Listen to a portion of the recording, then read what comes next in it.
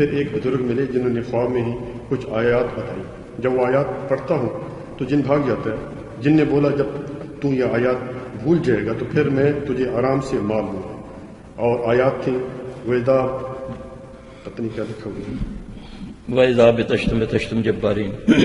اچھا کچھ ایسی چیزیں ہوتی ہیں کہ جنات ایکسپرٹ ہوتے ہیں، بڑا علم رکھتے ہیں قرآن حدیث کا بھی، لیکن ہوتے شیطان ہیں، مسلمان نہیں ہوتے. تو کچھ ایسے معالجین بھی ان کے دو میں آ جاتے ہیں، وہ ان کے سامنے کوئی ایسے شعبہ دکھا دیتے ہیں جس سے پھر وہ اس پر بھی قبضہ کر لیتے ہیں.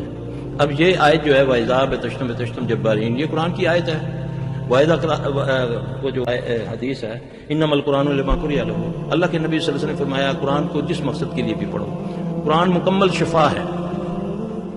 وَنُنَزِّلُ مِنَ الْقُرْآنِ مَا هُوَ شِفَاءٌ وَرَحْمَةٌ لِّلْمُؤْمِنِينَ وَلَا يَزِيدُ الظَّالِمِينَ إِلَّا خَسَارًا. یہ تو شفا اور رحمت کن کے لیے؟ جو مومن ایمان والے ہیں، اور خسارے میں اسی سے وہ ہیں جو ظالم ہیں. اب وہ جن جو کہتا ہے تو اس سے سب سے پہلے تو یہ ہم کہنا خبیث کے بچے زندگی موت کا تو مالک اللہ ہے. ہاں جی 5 وقت آپ نماز پڑھیں، مسنون اذکار کریں صبح شام کے. ہاں جی بزرگوں کے دیے ہوئے نسخے کچھ نہیں کام کرتے. جو بعد از بزرگ تو ہی قصہ مختصر، جو محمد صلی اللہ علیہ وسلم کے نسخے ہیں اس کا توڑ کسی کے پاس نہیں ہے. تو اس کو کرو گے، صبح شام کے اذکار کرو گے، انشاءاللہ العزیز اپنے آپ کو جیسے نبی علیہ السلام ہاتھ پھیر کے سوتے ہیں. یہ تو ہم میں اتنی کوتاہی ہے کہ ہم پڑھتے ضرور ہیں مگر جو طریقہ نبی علیہ السلام کرتے تھے وہ نہیں کرتے. کتنے بھائی ہیں، میں معذرت سے پوچھوں گا، کہ جو رات کو اس طریقے سے سوتے ہیں اپنے جسم کو ہاتھ مار کے؟ کتنے ہوں گے؟ 1% بھی نہیں ہوگا. تو ہاتھ مارنے سے کچھ ہے؟ کوئی شکایت لگائے گا یا کوئی برا کام کر رہے ہو؟ نبی کا طریقہ ہے، کرو. حدیث موجود ہے، علماء موجود ہیں، ان سے پوچھو یہ سلفی جو بات کر گیا یہ صحیح بھی ہے کہ نہیں؟ رسول اللہ صلی اللہ علیہ وسلم سے بڑھ کر اللہ سے تقوی رکھنے والا کون؟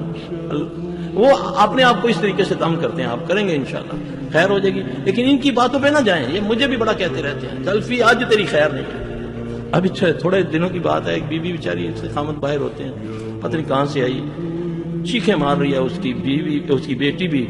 اب وہ حاضر ہو کے مجھے کہتا ہے سلفی آج میں نے اس کے بیٹے کو بھی قتل کرنا ہے، راستے میں ان کا میں نے ایکسیڈنٹ بھی کروانا ہے، اس کی بیٹی کو یہاں میں ماروں گا. میں ہنس رہا ہوں، میں اللہ کی قسم تو کچھ نہیں کر سکتا. تڑپتا ہے، چیختا ہے. تھوڑی دیر کے بعد بالکل ایسے ہو گیا جیسے میرے جوتے کا تلا ہوتا ہے اللہ کے فضل سے. کیونکہ اللہ قرآن میں فرماتا ہے یہ تمہیں ڈراتے ہیں، انما ذالکم الشیطان یخوف اولیاء، یہ تمہیں اپنے اولیاء سے ڈراتے ہیں. ہم پھر ڈر جاتے ہیں. اس سے نہیں ڈرنا ہے. ہم نے کس سے ڈرنا ہے؟ اگر تم ایمان والے ہو تو اللہ سے ڈرنا. تو جب میں آیت الکرسی پڑھ لیتا ہوں میرا یقین ہونا چاہیے کہ رسول اللہ صلی اللہ علیہ وسلم فرمایا جو رات کو آیت الکرسی پڑھتا ہے اللہ ایک فرشتہ اس کی حفاظت کے لیے مقرر کر دیتا ہے.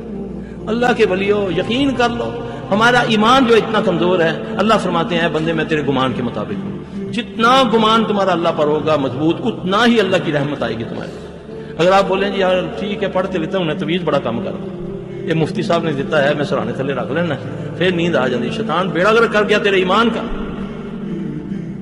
یہ نبی صلی اللہ علیہ وسلم کا طریقہ چھوڑ کے تم نے یہ تویز رکھ لیا. اب تویز میں دیکھا تو کچھ نہیں، الٹی سیدھی آیت لکھی ہوئی ہے کاٹ کے، یا 786 لکھا ہوا ہے. جی وہ تو تیرے ایمان کو ضائع کر رہا ہے.